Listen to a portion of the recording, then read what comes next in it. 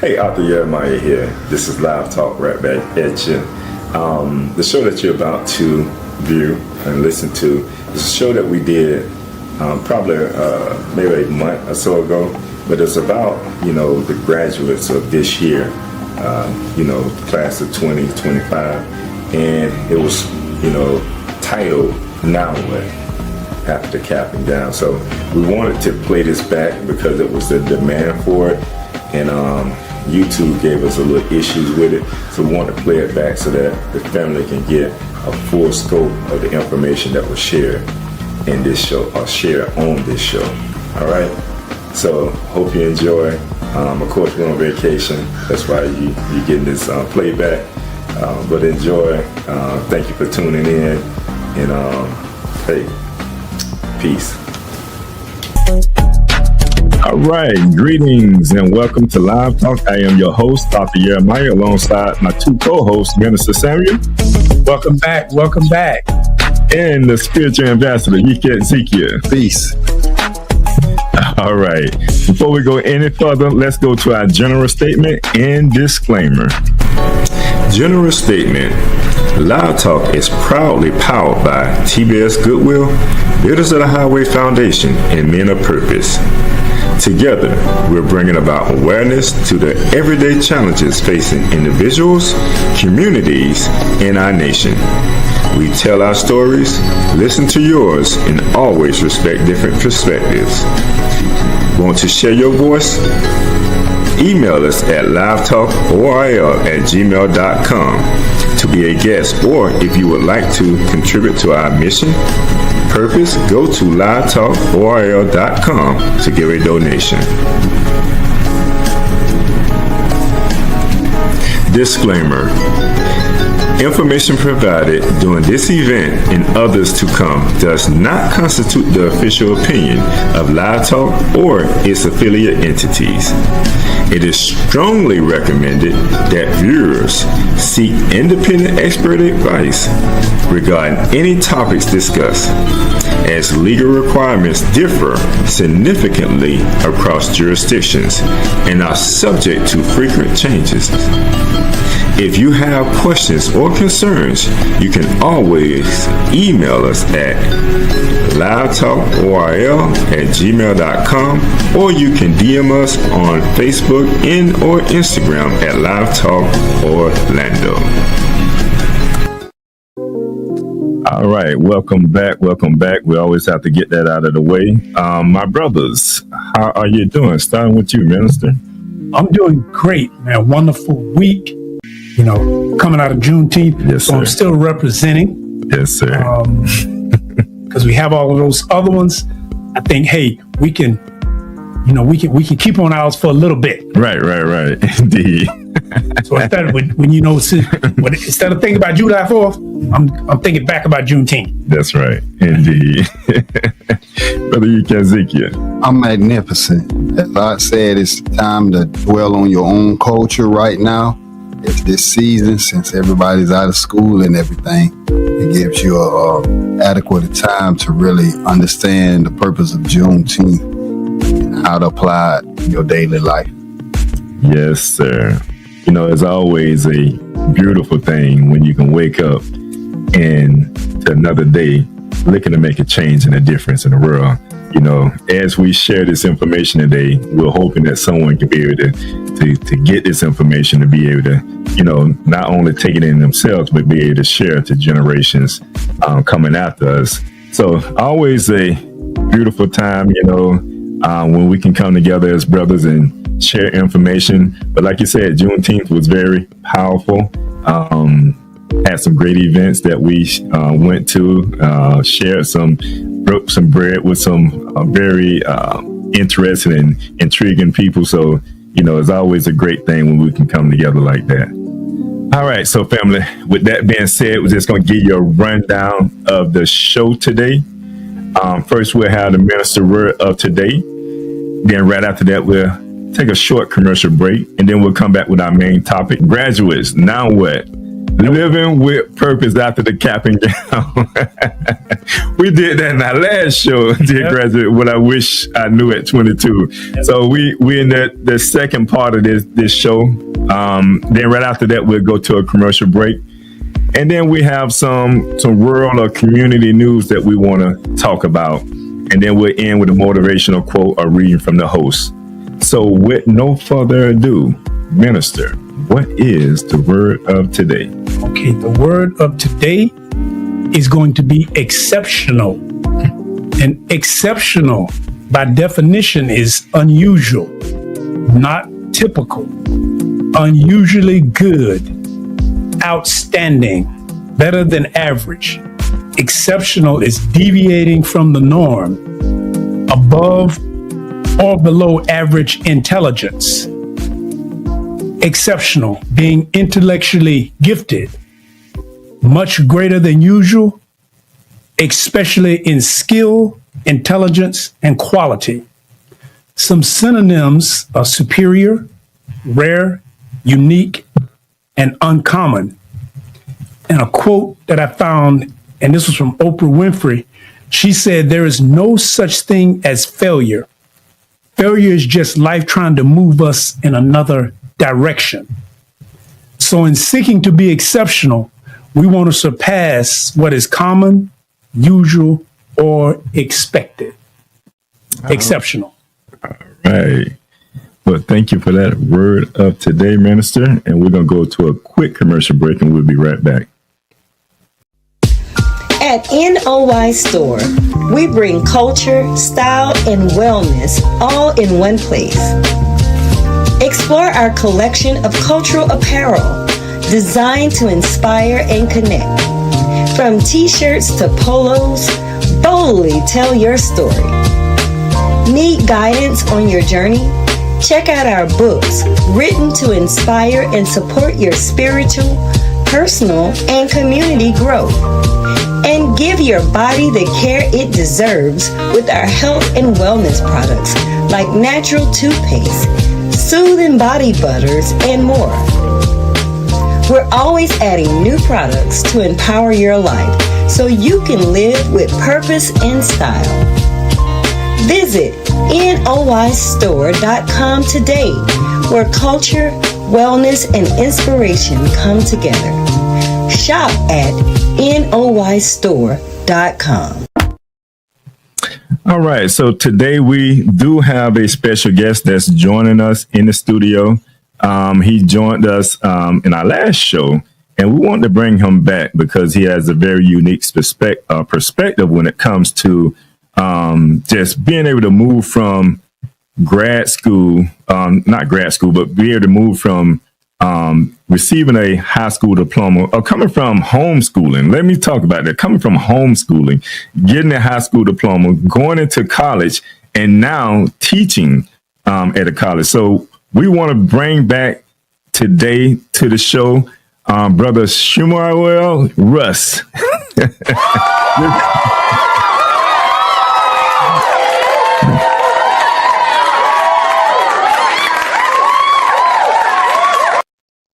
And brother, and like I said, as I was speaking, and I was just thinking about, your accolades, and I was like, wow. I said, this brother came from homeschool, got a high school diploma, went into college, and now teaching at a college. Am I right? I was going to let me clarify. Yes. I advise or counsel at a college. I don't actually, I'm not quite at the degree level to be able to teach quite yet. Okay. I'm working on that right now. Okay.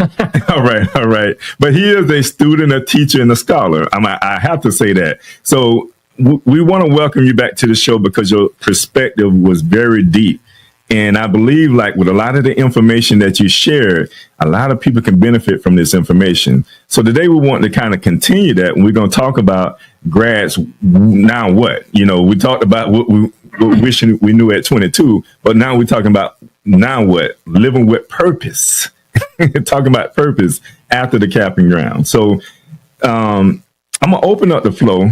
And I'm going to let one of my brothers go into just asking you the first question that we want to go into today. So I don't know if Minister, you want to start off? I would like to, because with the introduction is something that coming from the last show, and it's kind of important when we mention homeschool, and I did want to mention that is and before we move forward, like how can parents of some homeschool students prepare their child or children for college?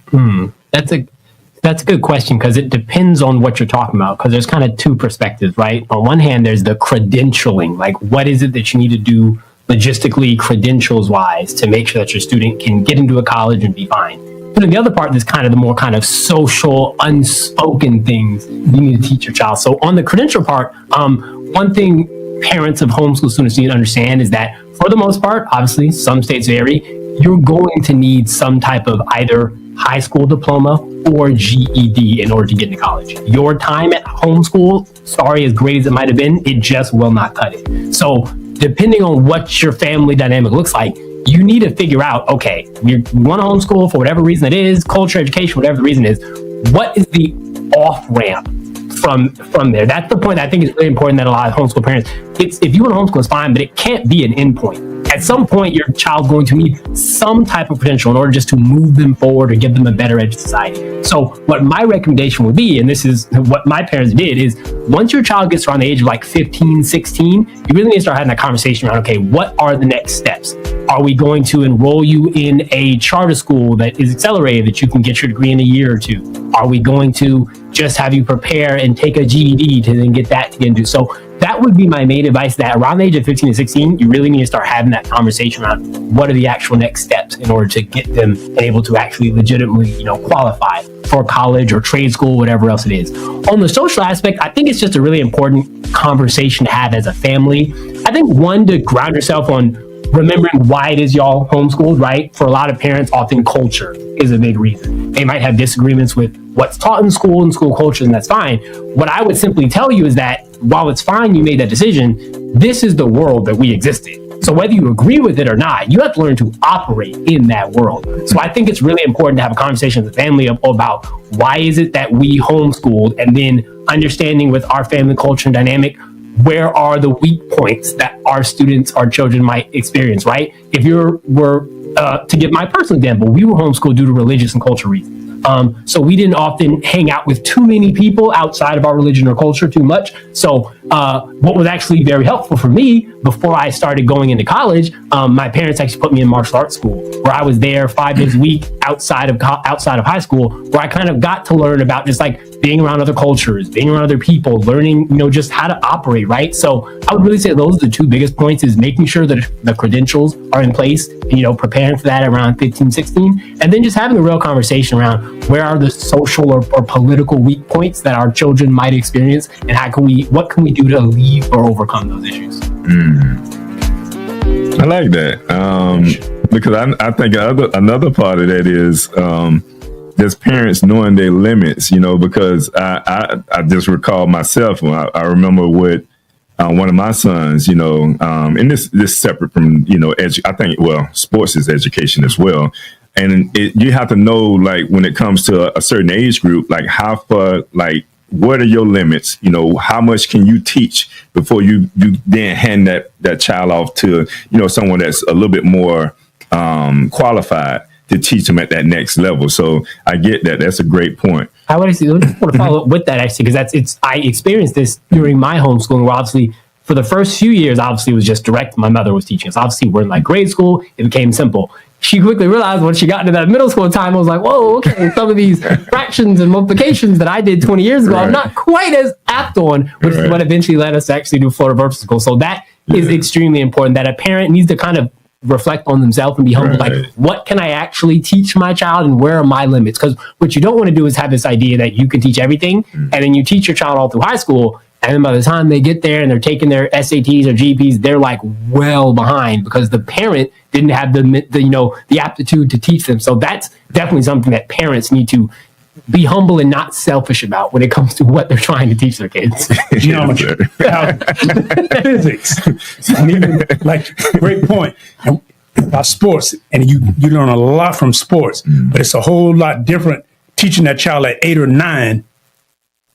But when they get 15 or 16, their speed, their strength, and their agility, it's like, Oh, I can't handle them no more. And not just that, their emotional state, state of mind, at that point in time. And then your emotional state of mind, like, listen, I can't deal with that right now.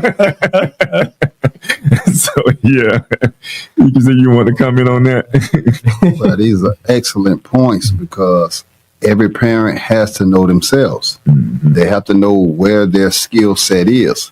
If, as the brother just said, if he's taking martial arts and I'm a blue belt, as a parent, and he's excelled at that area, now he has to move up to the next belt, and I ain't got that skill set. Mm-hmm. I have to, look around and see who is more qualified to be able to teach him, because if not, he's only going to stay at a blue belt. Mm-hmm. That's all. I can only give you what I have. Right.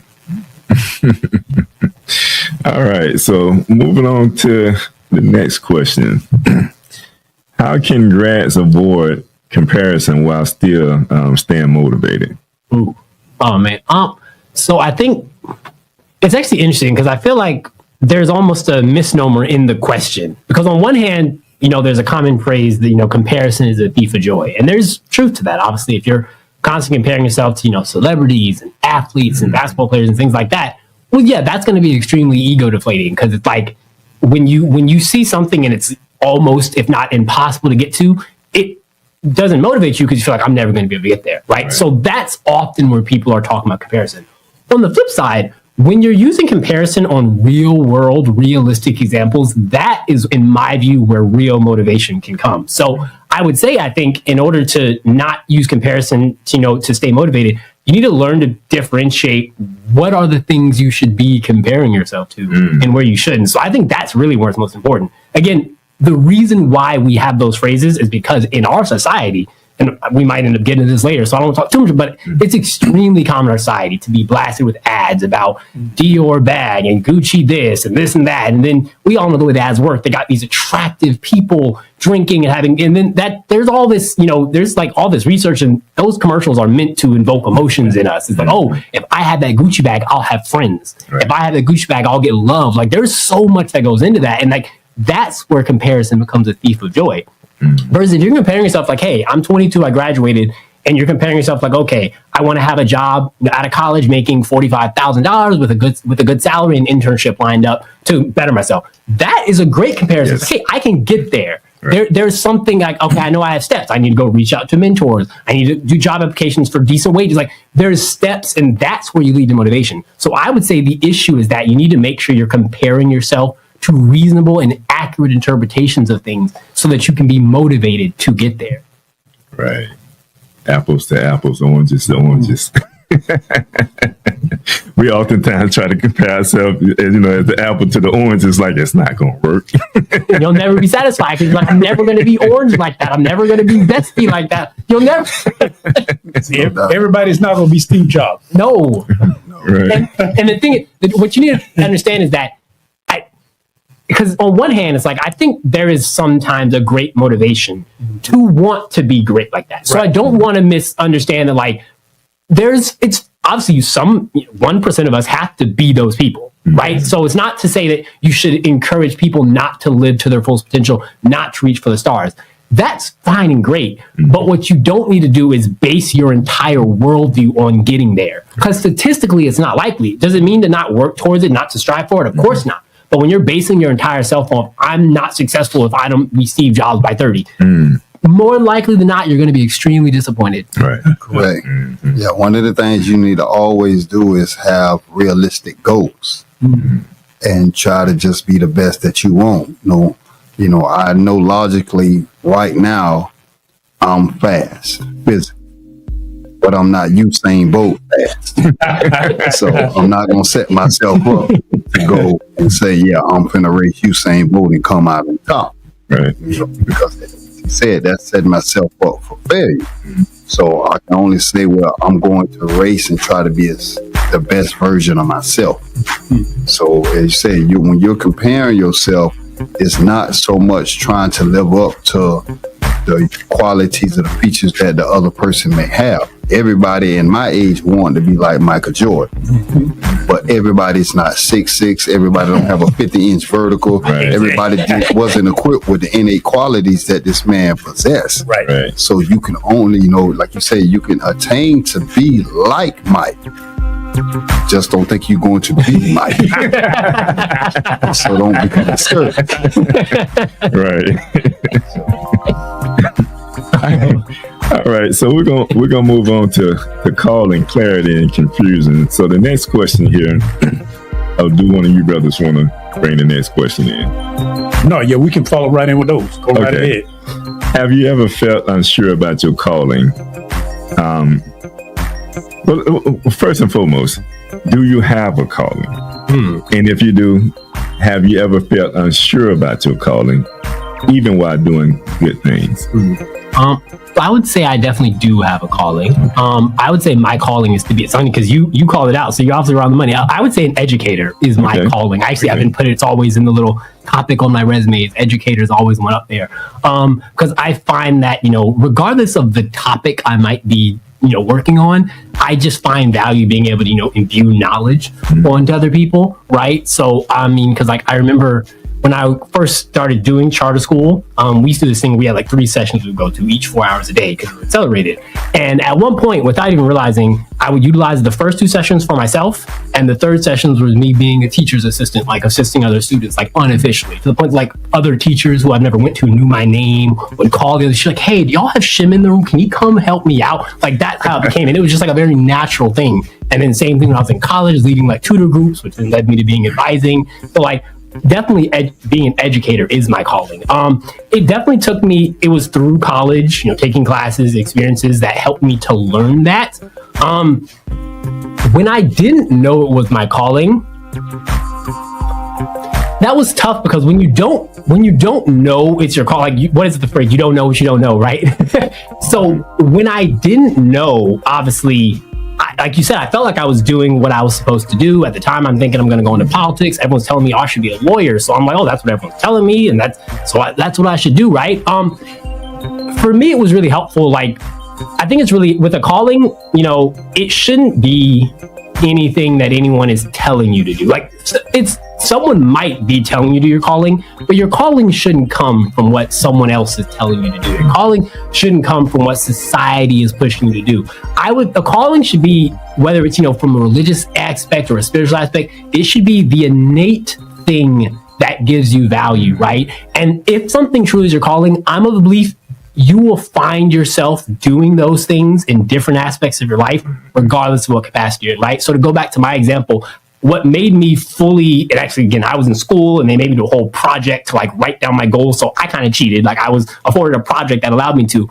But when I did that, it was a prompt that it pretty much what is your calling? And I was like, I don't know, what's my calling? And then it was instructions for us. It was reflect back on your life. And it was find 2 or 3 things that you always find yourself doing. And it was go back from as a childhood, teenager, adult, what are 2 or 3 things you always find yourself doing? And so I sat there for an hour or 2 just going through my life and everything. And I kept pinpointing. I was I'm always helping people. I'm always helping people. I'm always helping people. And then it just all came to me. It was just I've never had to question it. I've never had to really think about it. No one ever had to tell me to do it. It just happened. So you really want to find something that just kind of, it's like I said, just this innate feeling in you that, like I said, no one should be pushing you to it. No one should be telling you. There should be no pressure. Because like I said, if it's God, whether it's God's calling or nature, it's in you regardless of anything. So that's right. It's that passion that's within you.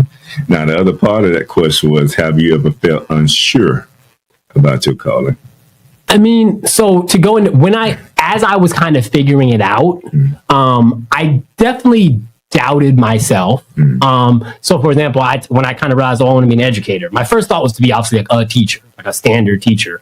And then I started having doubts about how good are my skill sets really that I could teach someone else? Because then that's when then the self-doubt comes. I was okay, right. I'm good at math, but could I teach someone else math? I'm good at history, but could I teach someone else history, right? So that I definitely had some doubts. But again, it kind of, when I came back to the reflection, I realized that I was like, I could have said that to myself about any of those topics, right? I could have told myself I'm good enough at X, but I couldn't. So I kind of just eventually, it was a couple of days of like self-doubt. I didn't start like, oh no, let me go back to politics because teaching's too hard. But after just kind of, just letting myself go, it quickly came to realize, it was like, this is what, God's calling me to do. There's no reason to push back on it. There's no reason to self-doubt or self-sabotage when I can clearly see the evidence shows that this is what I need to do. Okay. Brothers, y'all want to chime in on that? Anything? Yeah, I think one of the hardest things in life for teenagers is to understand what their purpose in life is. Mm-hmm. And as he said, as parents, you have a tendency to push your child in a particular area, especially young black males. You get them into sports, you get them into martial arts. Mm-hmm. So you're hoping that they gravitate toward that and become great at that right there. But at some point, you become a teenager and you realize I'm not pro material. Mm-hmm. So what am I going to do now? Now my focus has to shift, or you have a career-ending injury in high school. Mm-hmm. So your focus has to shift now to what am I going to do? So how do I discover what do I like to do? The only thing I like to do is play sports. Mm-hmm. So what else is it? Even in career day, when different people come in and they ask, hey, I'm a fireman, I'm a doctor, I'm a lawyer. Okay, none of that appeals to me. I just like playing sports. So what am I going to do now that has been taken off the table? And now, as he said, when you do introspection, you look at what gives you drive. What do you have a strong desire to do on a regular basis? Or what could I do even if nobody was going to pay me? What do I like to do? So once they find that particular trait in their life, then it's a matter of, can I get paid for it? Can I make a living off of it? Because even though I like it, there may not be a market for me to sustain myself in doing this right here. And that's where the doubt comes in at. In this day and age, you have a lot of young people, with the social media, they want to create content and things of that nature right there. But can that content pay my bills? Is it good enough for me to be able to, live off of? And if I can't, what am I going to do? And I think that's why a lot of people, when they're graduating or prior to graduation, they have no idea. And then when they graduate, they still have no idea. So they don't know whether they should enroll in college or get some type of trade. So I think that, as parents or as mentors, teachers, we have to help those children learn what it is that may be their calling. Put them in an atmosphere that'll help them cultivate knowing who they are, and then they can decide, hey man, as he just said, I like helping other people. So I need to go into some type of field that would allow me to be able to help people on a regular basis.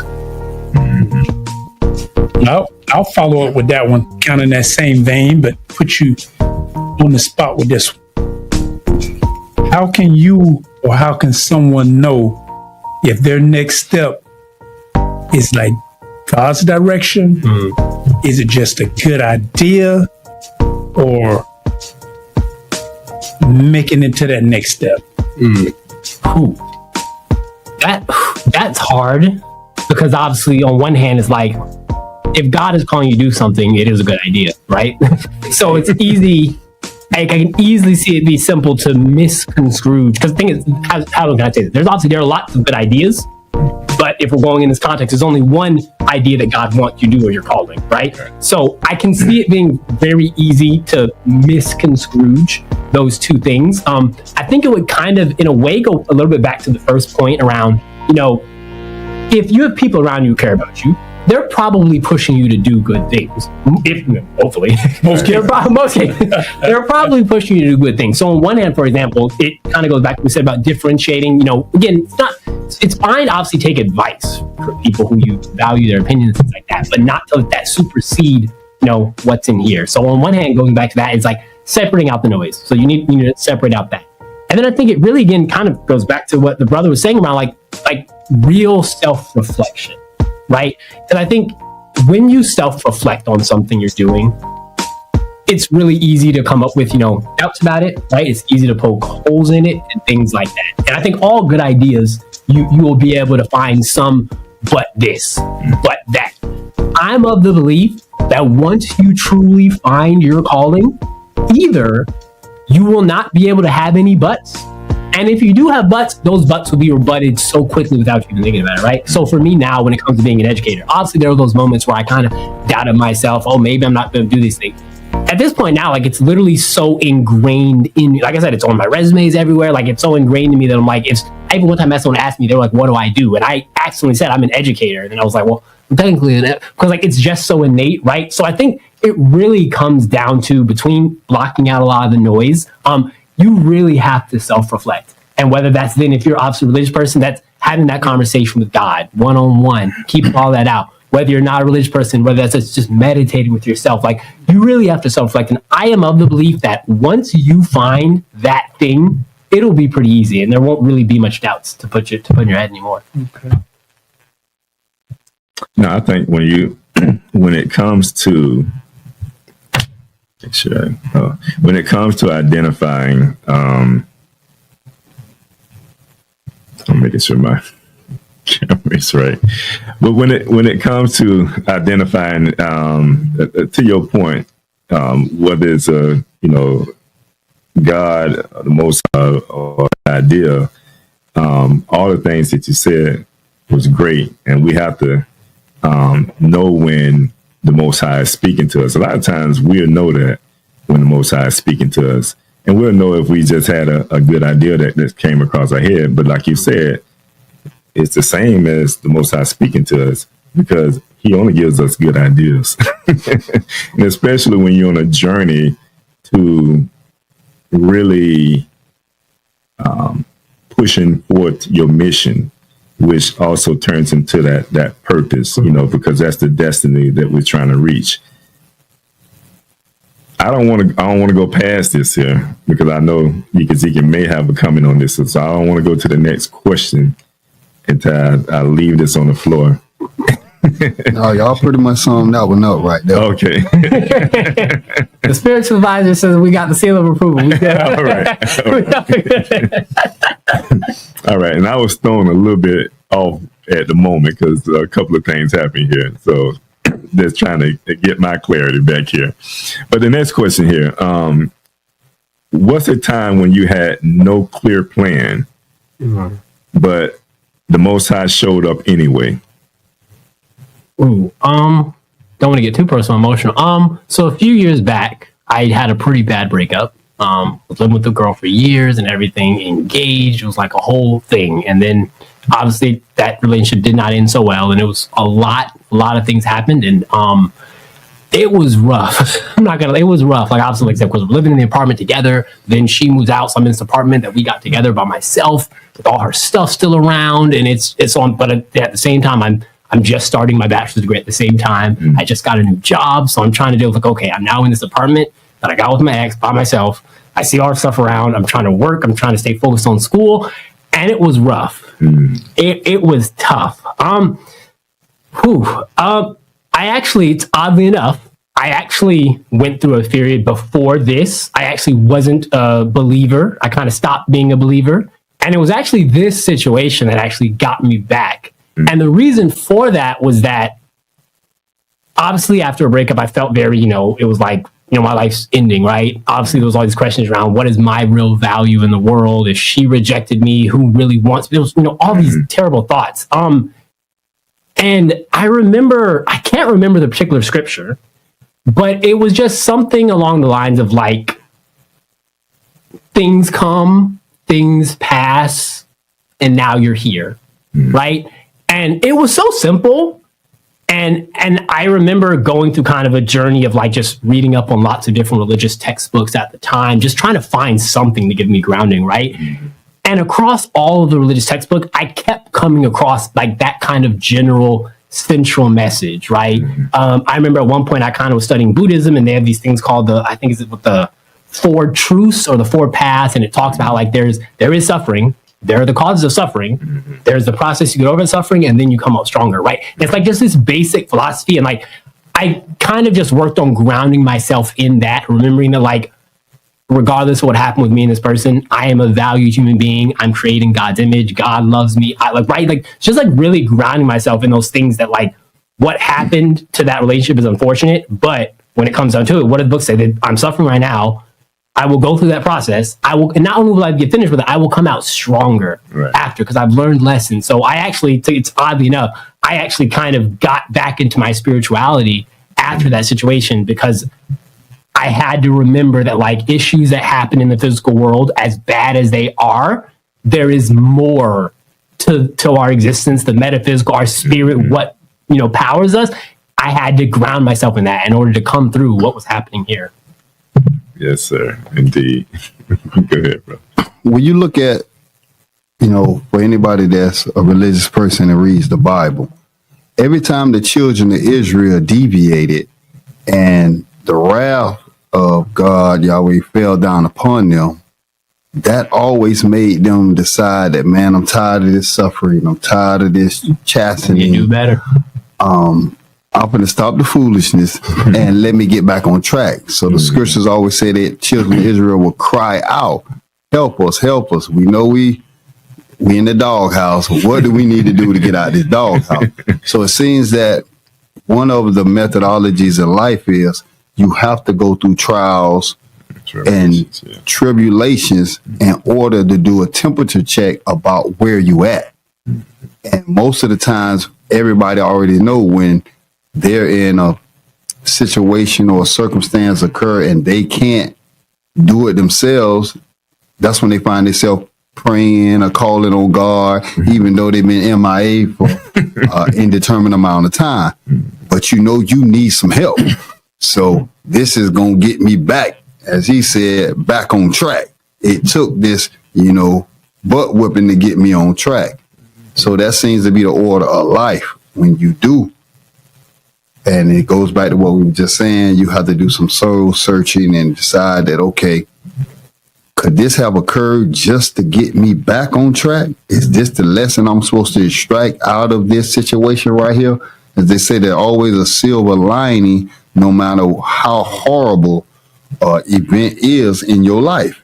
You can always be able to look at it and you can take out some good points, something that will allow you to come out of that stronger, wiser. So I think that, struggle is ordained. That's what I believe. Even a child, when it's being born, it's a struggle to come through the womb. It's a struggle. So I think that allows us to either grow, or it's going to show us that, hey, we ain't where we think we need to be. No, great points. Because I tell you, like you said, it's a lot of different spiritual material that you can read that talks about, going through suffering and, and looking at that, the other side of, in the scripture, in Ecclesiastes, it's talking about it's a time for everything. I think that might have been the one I read. It probably was, and we just have to know that we're going to go through those times, but we just can't deviate from the plan. The Most High sets a plan for our life, and sometimes what we do, we deviate.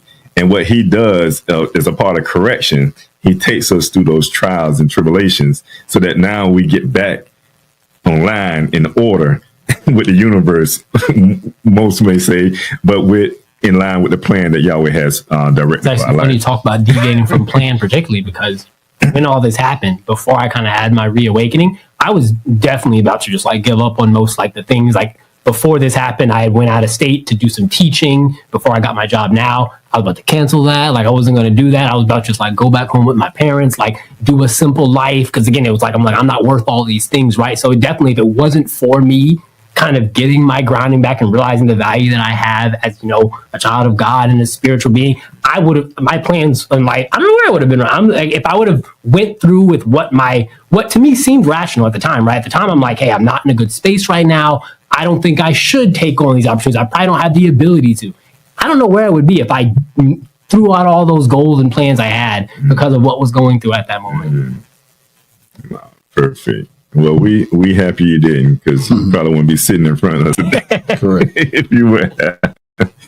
All All right, so let's move on. Let's talk about purpose and performance. Minister, you want to go into that? Yeah, we can jump in.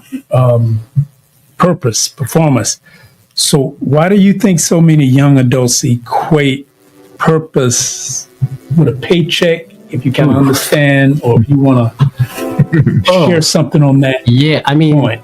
I would say it's twofold. One is an inherent thing that exists in our society, and then the other is kind of trends and things that exist in different patterns, but is really strong recently. So on one hand, obviously, like, we live in a capitalistic society. Anyone who doesn't understand it in a basic sense, the inherent motivation behind a capitalist society is to acquire profit above all else. And the hope and belief is that by acquiring profit above all else, natural market forces will make sure that everything works out the best. That's the basic idea of a capitalist society. And in a lot of ways, that does work out when it comes to, your phone, right? Most people believe you can try different phones out and then test them, and the majority will eventually lean on the right one. So that's the basic premise of it. What that often leads to at the same time is, because the inherent point of our society is profit and value, we then tie human value to the profit or the productivity that people make, right? And so something I thought of as an example is like, obviously we have all these numbers around, GDP per capita, average wage. We're always comparing people based on the number of money that comes into your account, based on your average wage or salary and things like that. And that in of itself obviously misses so many other points, right? So if, let's say you had a car sale, great car salesman, he's really good at sales. He makes $150,000 plus commission because he's just that good. And then the flip side, you have someone who works at a local nonprofit making only $25,000 a year teaching inner city kids. On a baseline, it looks like that guy's got it made. He makes $150K. He pays all, he provides, people even say, oh, he makes more money, so he pays taxes. So all these things that we attribute to someone, their value, because they make money. On the flip side, it's like, well, if you actually pay attention to that guy's record, he actually sells cars at extremely high interest rates to vulnerable populations who actually can't afford. And it's like the actual reverberating effects of what that guy does are way terrible. And then on the flip side, you have the person who volunteers at the place making only $20,000. He's providing education to inner city kids who, if it wasn't for him, would not be getting the education. And some of those kids might end up being the next basketball players, next engineers. So like on a baseline, it seems like, oh yeah, in our capitalist society, that person who's selling the cars, he's it. And the person who's just volunteering, what does he do? Especially when it comes to then more parts where, let's say you have the person he spends his time volunteering, and that's his choice, it's his passion, but it doesn't make a lot of money. And because of that, he has to be on government services just to subsidize himself a little bit. Our society, in a very natural way, will attack that man because he takes out an additional $10,000 in services while he's literally providing for our youth. But we'll question nothing about the man who makes money off literally the suffering and the misfortunes of others. So on one hand, just our society is based on an idea that money equals value, i.e. if you don't make a lot of money, you're not valuable. So there's that. Then in a more kind of recent phenomena, there's the, social media comparing yourself with the Joneses, obviously, where we see, and I can't count how many times, the amount of ads I see of people my age, because the algorithm knows that I'm 27, so it's always going to show me people look about 25 to 30. The amount of ads I see with people my age who, I make $100K a month, bro, join my course to do X. I was making $1 million by the time I was 19. Like, the amount of content I see on that is insane. So that if I didn't know better, I would think, man, what am I out here doing, working an honest living, helping people in a college? I could be making $100K selling a course. But then to go back to the initial conversation about comparing yourself, let's do a little digging. So there's two things you find out. On one hand, across the board, how many 19-year-olds to 25-year-olds actually make over 100K? Oh, less than 0.1%. So I know that algorithm is showing me the most tiny minority that even exists. And then if you go into it a little deeper, you find out that a lot of the people on social media, there's a whole thing around, since this is their job, they don't actually pay for those things. They're renting it, and then they're hoping to write off on taxes, and they're creating a life that they're actually trying to sell you, and they actually haven't really done that much for themselves. Their entire product is, hey, I rented a bunch of stuff, I'm going to show you my stuff, and now if you buy my course, you'll get my stuff. But it's like, wait, you only got this stuff because we bought your course, bro. Like, it's so circular. And so that is like, you see it all the time, honestly. And it's honestly crazy. And it honestly goes back to, like, in order to separate yourself from that, you got to ground yourself in reality and numbers. Like, what is someone my age actually actually supposed to be doing? What statistically would be a relevant, metric to meet versus all the BS that you see getting fed to you on social media 24/7. Wow. That was a good answer. I'm telling you, that was a great answer. Terrific. But I do want to add to that particular about your value being tied in your paycheck. You see that in the dating world. Ooh. In the dating world, if you're driving a Honda and somebody pulls up in a Corvette or a Lambo, automatically you're going to get overlooked. Mm-hmm. You're going to get overlooked because everything is predicated on the difference between these cars equates to the difference in my lifestyle. Mm-hmm. So if a female sees a man with the Honda, okay, I'm gonna have a very basic life. Mm-hmm. But if I get with this guy with this Lambo, I'm going on trips. I'm living a life. I'm telling you. So, so as a young male, in your mind, when you're seeing this on social media, that in order to have a particular type of woman, I have to have a particular type of tax bracket that I'm in. So now this is where my value determines my worth, because okay, I got McDonald's skill set, but I want the Lambo women. Mm-hmm. So now this is how, if I'm not grounded, it's easy for me to get off track to try to start doing other things to get Lambo money. And this society has been set up like that right there, and it's leading the youth astray with, hey, in order to have the materialism, I have, it determines who I am. So if I don't got the Gucci, I don't got the Louis on, I'm gonna get picked at. I'm a bum. It beats down the self-esteem, so the materialism leads to the bullying with a lot of the children in this day and age. And if they're not emotionally equipped to deal with that right there, then some of them will try to dumb themselves down to fit in. That the peer pressure is serious in any age group with teenagers. So they don't want to do anything to stand out that'll make them the oddball. So they'll start fitting in, even if it's changing who they are. Or they're going to try, as I said, to get whatever is necessary to bring their game by any means necessary. Right. Correct. And this is why we know that the prison systems are being fueled on a regular basis, because the youth are making choices to be able to get the materialism that they need, that they feel will give them the lifestyle that they want, or the prestige in the community that they want. Nobody's going to hang out with me if I'm a bum or if I'm low budget. But if I got all the materialism, everybody going to gravitate to it. We know the saying is, when you have money, everybody want to be your friend. When you down and out, don't nobody want to be around you.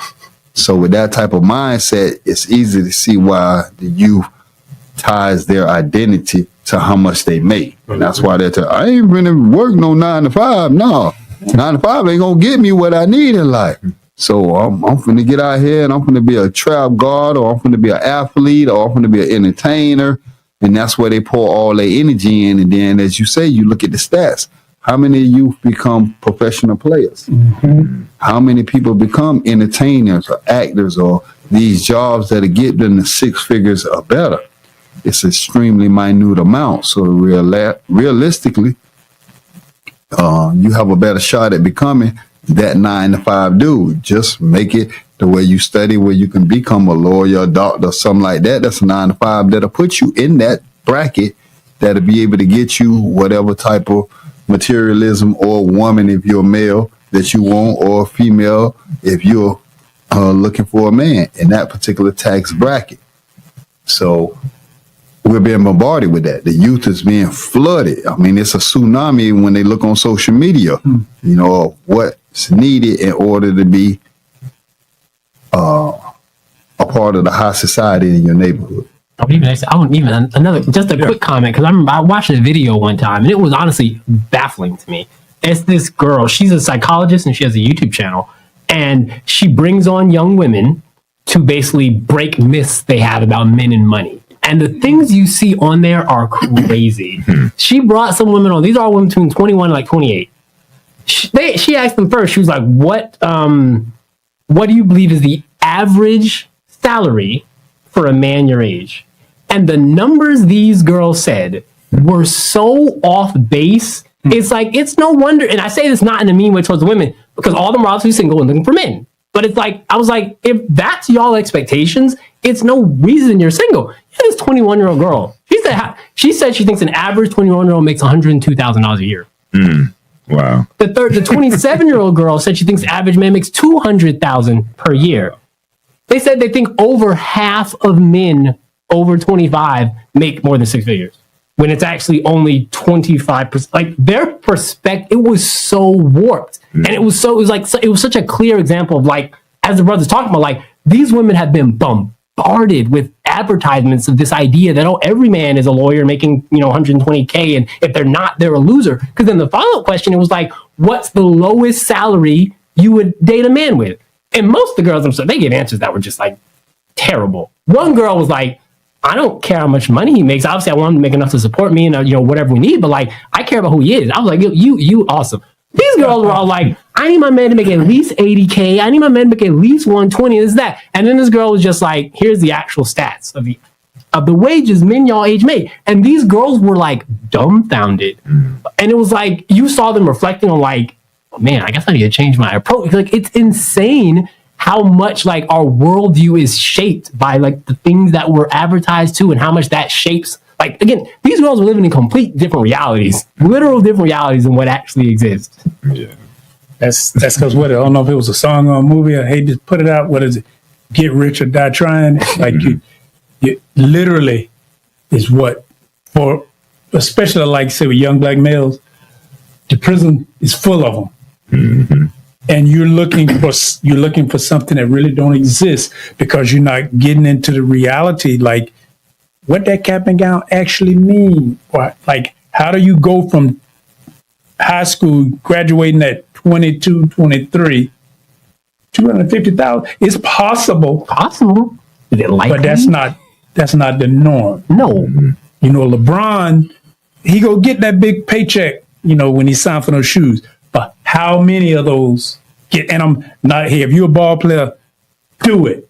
But how many? When you run the numbers, that's when the rubber meet the road. And I'm pretty sure them young ladies, they was nice looking young women. Oh, they were all very attractive. Yeah. They were all very attractive young ladies. But see, that's why the prison system is filled with us sitting in it, because we're trying to reach that status by any means necessary, like what you're saying. So if we're not making it to the NBA or NFL or baseball, what's the acronym there? MLB. MLB. If we're not making it there, we're doing anything that we can do to reach that income, that revenue. So if now you getting into the game, or you're selling drugs or whatever you can do to get there, to get that female, because that's what it ends up being. Mm-hmm. And now the next thing you know, you in feds doing a life sentence, and she's still out there searching for someone with that income, revenue range. So yeah, we definitely have to be careful. Like, young men coming out of high school, you just have to be mindful of certain attacks like this, or certain what would say systematic messaging, advertising. This system that's in place that can take you from school, that pipeline from school to prison pipeline. We have to be mindful of that, because we can end up in that same situation. Because we're talking about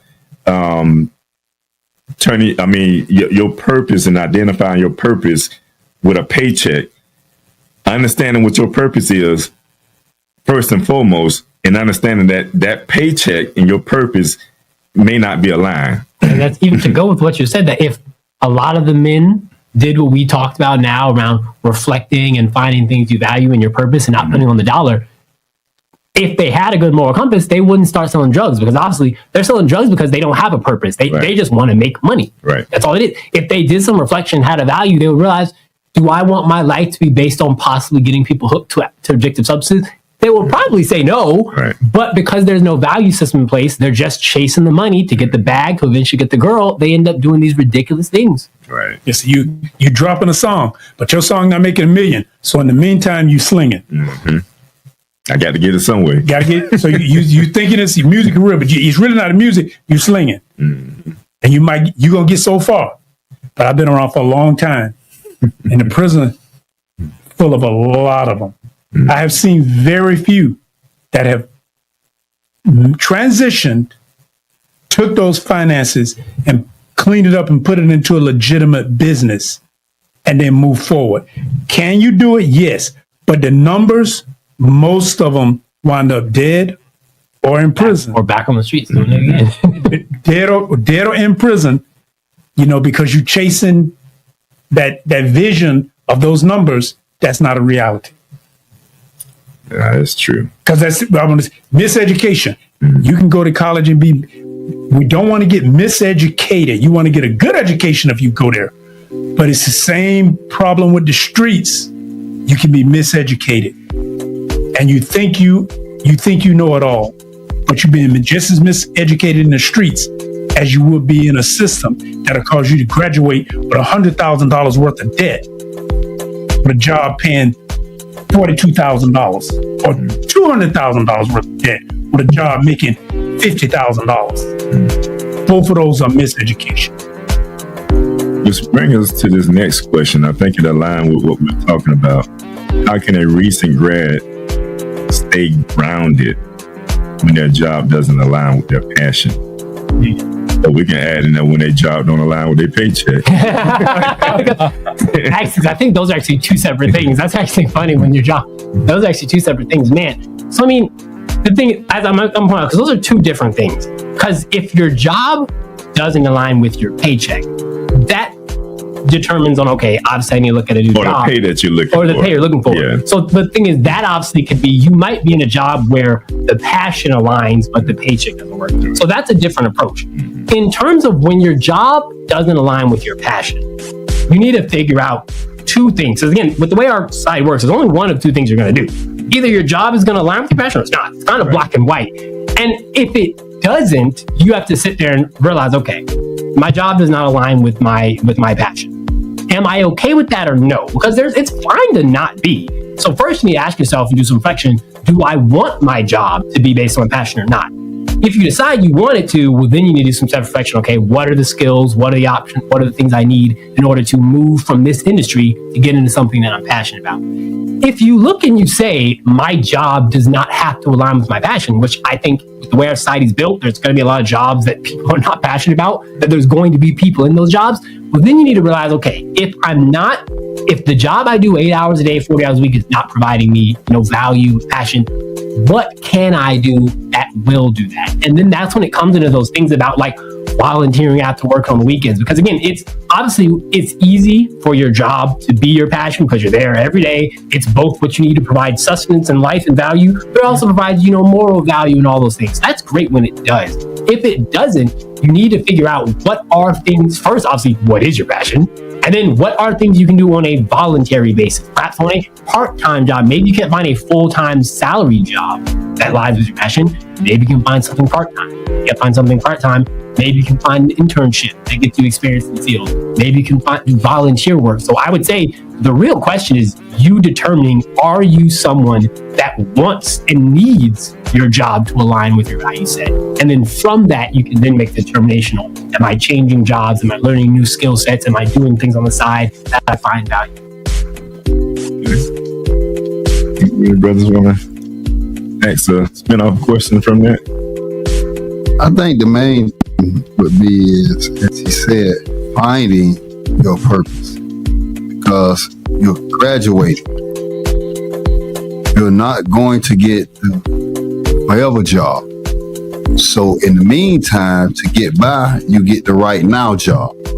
And you just have the dedication that I'm going to do this now so that I can sustain myself but have that willpower and that discipline to stay on the road to be able to acquire a forever job. That's what it comes down to. Because if you're not, as we said, an entertainer or athlete, when you're graduating, chances of you landing that dream job right out of college is very small. So you're going to have to go somewhere and do some type of internship, or, they say, pay your dues until you reach the job that you want. So you just got to have that motivation to know that, hey, I'm not where I need to be, but as long as I make an effort daily, I'll eventually get to where I want to be. What you said made me a point about what I think the overarching point in this period would be making sure what is your plan and where are you at, for example, in that plan, right? Because if you're a recent high school graduate in a job that's not passionate about, if you've had a 5 or 10 year plan that says, hey, yeah, I'm going to work a few dead end jobs for a few years while volunteering and getting experience, and then I will get something. Well, then if you're in that job and it's not a passion, that's fine. But if you said, no, actually, I was supposed to only do this for 2 years and I'm doing it for 4, well, then you got to reevaluate yourself. So I think it comes down to what is your plan, and then figuring out where you are in that plan. If you're in place, cool, there's nothing to worry about. That's your job, is line your passion, because you already, a plan for this. If you're at a point where you're supposed to be out of it, then that comes to self-reflection. Okay, I'm in this job that's not in my passion, and I'm supposed to be out in 2 years, and now I'm doing it for 4. What did I do wrong? What are some steps I can take so that the next 2 years I actually leave this place and I'm not here for 4, 6, 10, so forth. It's almost like having a destination. You drive into a destination, but there may be some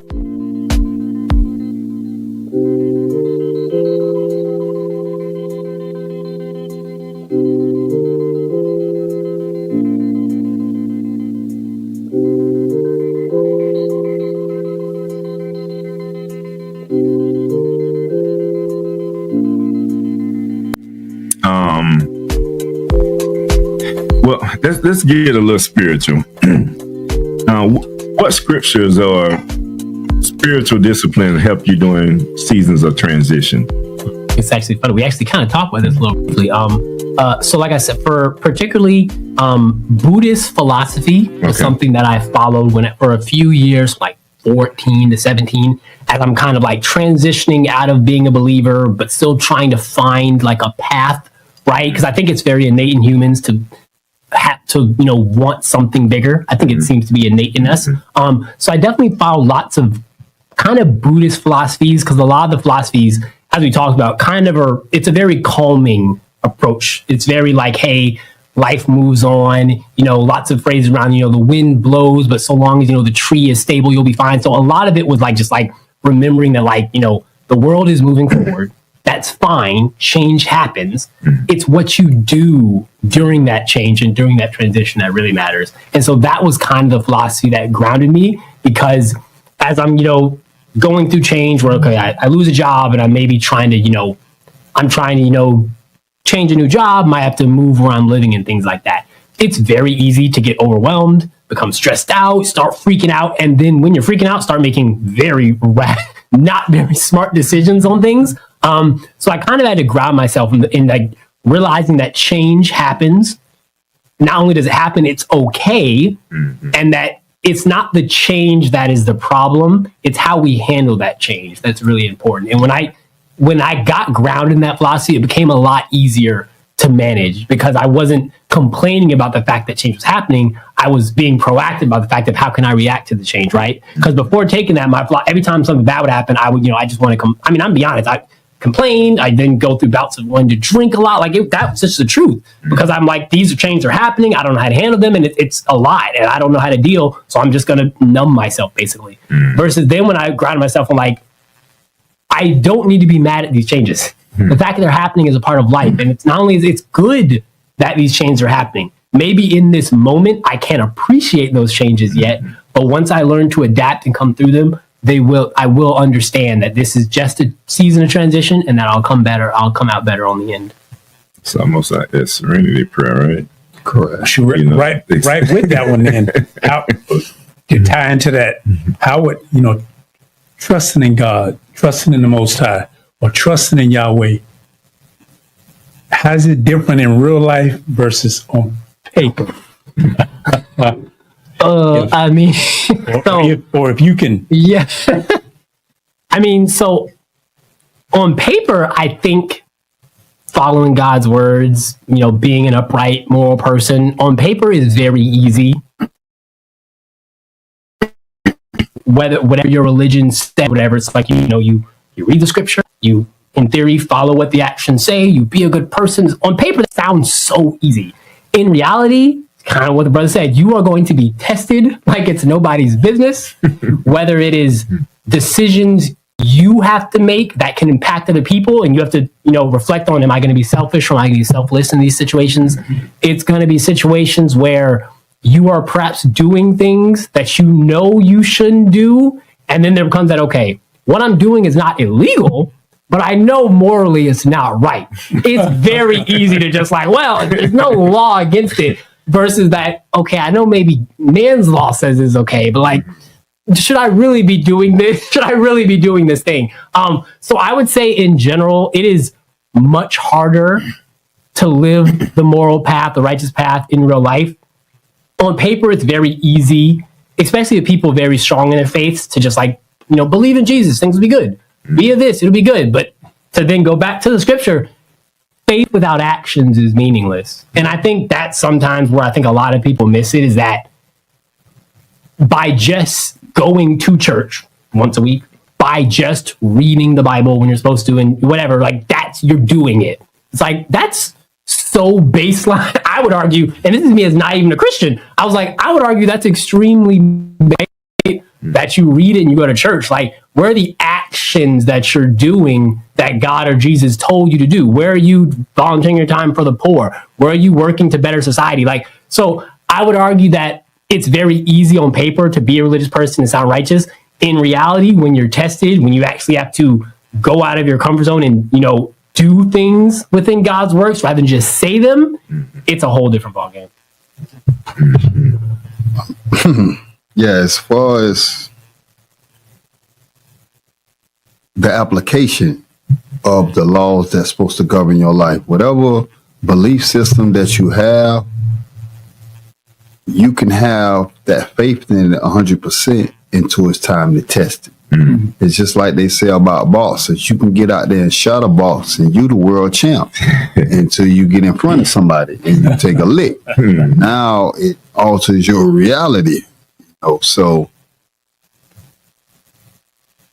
it goes back to what you're saying. You have to have the discipline to want to be able to apply in your actions whatever belief system that governs who and what you are. So when you take on, in our society, a religious title, there's an expectation from society that your character is supposed to be in a particular manner. So if you're not living up to that, he is a Christian, but he's doing this. He's Muslim, but he's doing that. He's Hebrew and he's not doing this, because the laws that govern these particular belief systems, the average person is familiar with. So our society feeds off of the dirt. Mm-hmm. They want to look for the negative, magnetize that to the masses of people. And this is why particular reality shows and TV shows are so popular, because they're exploiting the weakness or the misfortune of other people. So as an individual, you have to decide. One of the scriptures that I believe that should govern everybody's lifestyle is Proverbs 4:26, which says, ponder the path of your feet. So, ponder means to think about, to ruminate on, to continually to have at the forefront of your mind. Your feet, is your foundation. So what is your foundation values? What do you say, yeah, I will do this, but I won't do that right there? Mm-hmm. So you have to ponder that, because as we grow, our value system changes. Right. When you like things at 15, you may not like them at 25 anymore. So as you're constantly growing and your values are constantly growing, you have to constantly realign yourself with who you are that day and what you're becoming.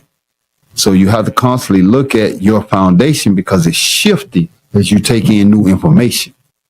So that new information alters your perspective, which alters your reality. So people are like, man, you changing up on me. Yes, I'm constantly changing because I'm constantly taking in new information, which is going to cause me to change. So you have to put what your belief is in action, because you're not who you are because of what you say. You're who you are because of what you do. When you look at the animal kingdom, the animal don't walk up and say, oh yeah, I'm a lion. You just look at his characteristics and you watch him in his day-to-day life and you say, oh, that's a lion, that's an eagle, that's a tiger, because of what they're doing, not what they're saying. It's what they're doing. So it's the same thing with humanity. And this is why the scriptures tell you that your faith without works is worthless. You can believe something, but if I'm not putting any effort in it, it's not going to happen. So you have to have that belief that I got to put in work. I have to. I don't care what area. You don't become a great sports player if you don't practice. All right. So what we're going to do, we're going to go to a commercial break. But when we come back, I do want to continue on this topic. I was going to go to some real news, but I do want to complete this here. There's 3 questions left I want us to be able to share with any graduate or parents that are tuning in to the show today. So let's go to a quick commercial break. Because Scott & Associates always treats me like family, I refer my family to them. So when preparing for my taxes and I know exactly what to bring in coming in, it makes the process so much easier. Anyone should hire Scott & Associates because they are professional, respectful, and very knowledgeable. And with all of my heart, I can always count on them.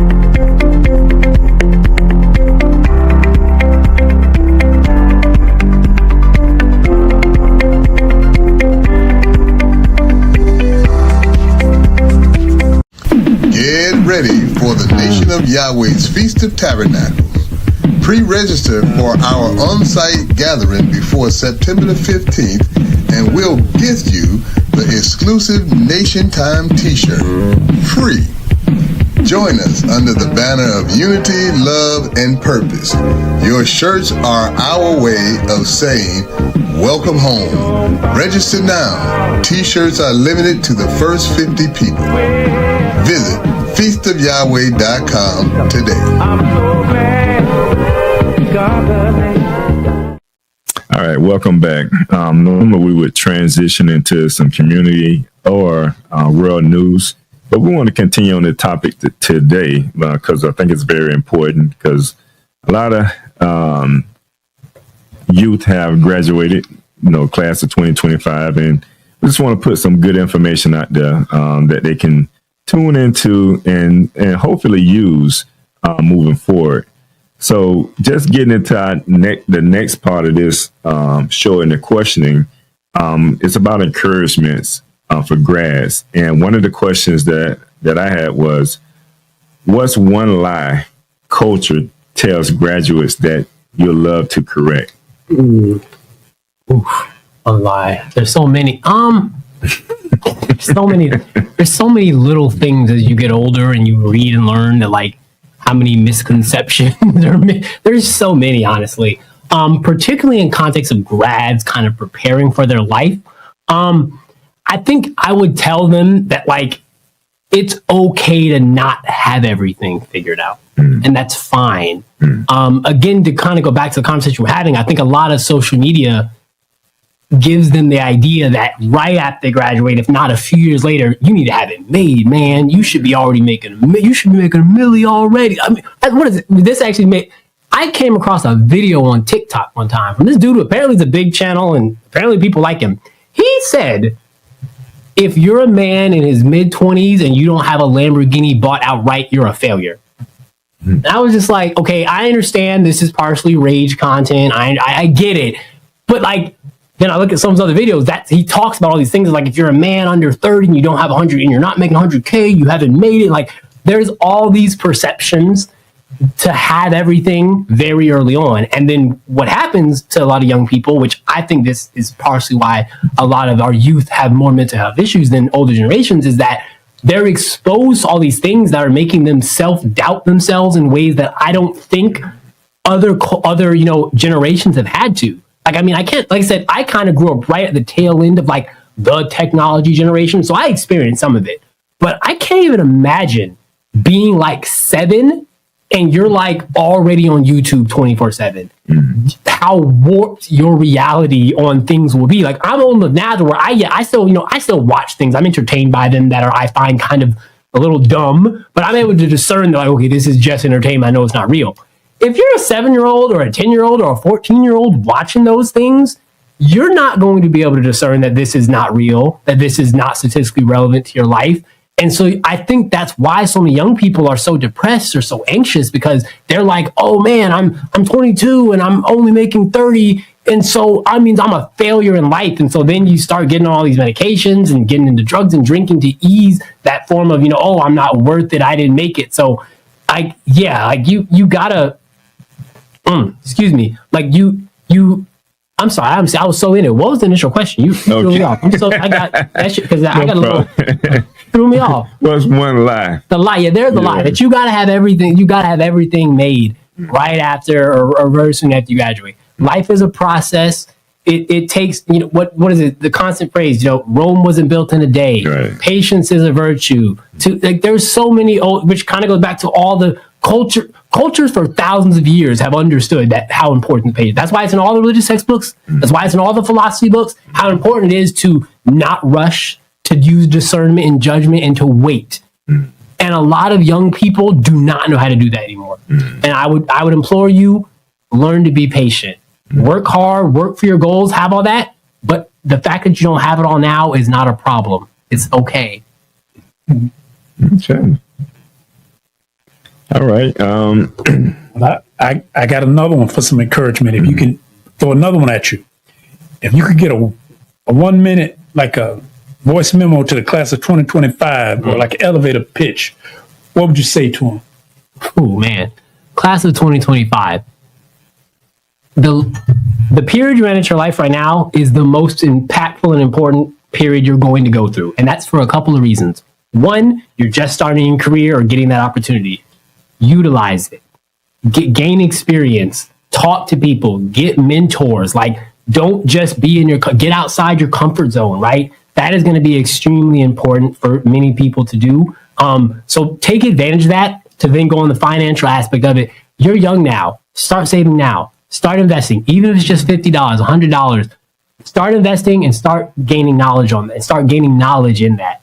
On the flip side, outside of obviously, get experience, explore the world, learn about yourself, but stay grounded. Have a plan in place. It's okay to deviate sometimes. It's okay to explore new things, but stay grounded in a plan and make sure that make sure that your new experiences and things you're trying don't make you fall astray. And then lastly, I would just say, not stay off social media, because I understand that's impossible in this day and age, but just have a little discernment and judgment with the type of social media you watch, how often you watch it, and how you let it influence your mind and your mindset. I agree, because that means everything. Content bad about social media, and you're gonna find probably more negative stuff than it is good. But find that which can help you grow, and then focus on that. Subscribe to that. That's why we try out all the mess. Right. That's why we try to put good content out there. Subscribe to the channels that's going to help build your character, to direct you in your purpose, So it can be used for a good thing, but we know there's a lot of negative stuff that's out there when it comes to social media. So great points. I love that. Anything on that before I get to the last question? Okay. So the last thing here, what truth carried you through your most confusing post-grad season? What truth? For me, because it ties to that situation I was going to, the truth that we are all valuable, unique individuals worthy of happiness. That truth got me through my hard times, allowed me not to deviate from my path, because I remembered that, no, the goals that I'm working for, I am worth those goals. So just the truth that, like, listen, your life might be hard right now. You might be in a circus. You know, I obviously have my privileges, right?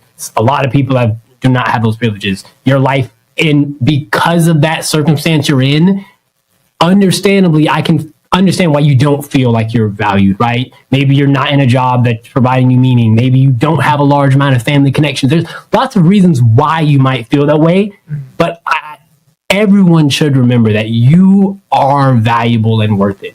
For my religious groups out there, we all know we're made in God's image, right? He wouldn't make you if he didn't have a reason. For my spiritual groups out there, we all know that the randomness of science, the fact that you exist and you are a conscious being able to discern your consciousness, you're special. So regardless of what belief sets you come from, like, just recognize your value and utilize that value to make your life better, the people's lives around you better. And you are worth it. You're worth happiness. You're worth friends. You're worth all of those things, regardless of what period or transition or season you might be in right now. I love it. I love it. I kind of look at it from a standpoint of illusion versus reality. And we have to determine our reality and be able to distinguish the two, because sometimes we live in an illusion and we think that's our reality. But we have to be able to distinguish that. Great points. I love the points. Anything you brothers want to add to that? Yes. A truth that constantly is at the forefront of my mind is I look at the weather. Every day is not going to be a sunny day. It's going to rain some days. It's going to snow some days. It's going to hail some days. But what I do notice is the rain, the hail, and the snow only last for a particular time frame. There's always more sunny days in the forecast than it is what we deem the bad weather. So no matter what I'm going through, I know it's only temporary. It has an expiration date. The good is going to float back up to the top, because that's just how life is. You're going to have more good than bad days. So don't just allow that badness to put you in a despondent or depressed state to where you feel that it's never going to come to an end. Yeah. And don't let negative thoughts define you. I think you alluded to this before when we were just talking about some of the things that may have brought doubt to you that you was unsure about. And I think a lot of times our youth go through those moments where they have those doubts or those fears, and they let that define them. And they're not doing what they should be doing in their season. So now, 5 or 10 years later, what you could have did 10 years prior, you're seeking to do it at that time. And that's a setback of, itself. So I love the points that you made today. And I love all the points that my brothers shared in and came in on. I think we're getting to that time that we get ready to close out. I'm trying to see which way I'm going to start. I'm going to start over here. I'll go around. You can see I'm going to start with you, sir. As always, listeners, it was great to be able to espouse certain information to y'all. So you graduates, get you a plan together. Stay dedicated to that plan no matter how many hard days that you have. And understand that life is beautiful. Oh, yeah. And I would say that for all those who at that point in graduates, knowing your calling on the path, the Most High might lay it out there, but it's your journey. Remember that it's the journey, and it's for you to live part of life. Part of what was given is for you to travel that journey and experience and make the most out of it. There's no dead ends. You can always build a road. The Most High is not going to put you there to tear you down. He's actually putting you out there to be an extension of himself, that understanding that you have a purpose. And you may not have all the answers today, but this is the beginning. Just want to say thank you all again for inviting me. Always a great time. To our graduates, you are our future. Keep working on your passions. Keep learning. Stay positive. Try not to doubt yourself so much. Lots of society and social media will make you. So try to stay positive. Stay ground yourself in whatever value system you believe in. Stay grounded in that and just keep focused on your purpose and keep working toward it. And just a few announcements before we get ready to close out. Mark your calendar for the second annual Trade Expo. We want you graduates to come out to this here. It's all about getting trades. So join us October the 25th this year. From 10 a.m. to 1 p.m. We definitely want to share some great information. We have resources out there. So stay tuned into Live Talking. We'll give you more information about that. And just keep in mind, from this day moving forward, Live Talk did have changed their time. We're now Saturday. The first and third Saturday of the month will be airing our show. And I leave you with this here. Your calling can evolve. What stays the same is your identity in the Most High and your purpose to reflect Him wherever. I mean, when I say this, wherever you go. So keep that in mind. And I like to say, from the host, peace and prosperity, and from Live Talk, we are out. Thank you for watching Live Talk. You can follow us on Facebook, Instagram, and YouTube at Live Talk Orlando. Please subscribe to our YouTube channel. Hit on the notification button so that you can see more videos like this. You want to join the show? Email us at livetalkorl@gmail.com. You can also follow the host on Facebook and Instagram at Arthur Jeremiah. And visit the website, thenoystore.com, to pick up your copy of The Spiritual Significance of a Name.